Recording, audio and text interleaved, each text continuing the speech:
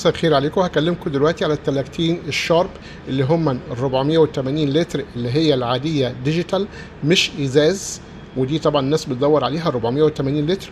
وفي اللي جنبها اللي هي الاسود بيتي الازاز دي 538 لتر، يعني حجم اكبر، نو فروست، باب ازاز، الاتنين ديجيتال، بس واحده ازاز وواحده مش ازاز. اللي مش ازاز اللي هي اللي على اليمين اللي هي بتبقى شاشه ديجيتال بس مش زجاجي، وفي اللي جنبها اللي هي النبيتي الاحمر اللي بيسموها 538 لتر. ادي السعه اللتريه بتاعتها 538 لتر 19 قدم، وادي شكلها من جوه الفريزر اهو، مساحته اهو، 2 رف في الباب اهو، وادي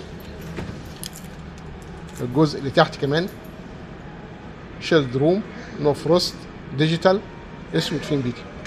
ادي اهو، دي بقى اللي هي الاسود العاديه ال 538 نفس الشكل بالظبط برضه في الرفوف وفي الامكانيات بتاعتهم.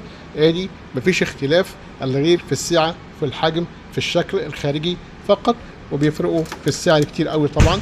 دي سعرها عامل 41,900 ودي عامله 51,000. مساحه حلوه جدا واسعه دي في بالنسبه للشارب. تابعوني في الفيديو اللي جاي ان شاء الله، والتليفون والواتس موجود في اسفل الفيديو. لو في اي حاجه تابعوا معايا توصيل على مستوى الجمهوريه، اي حاجه تحتاجوها اطلبوها مع جهز بيتك مع ابو فارس، هنوصل لك لغايه باب بيتك. شكرا ليكم.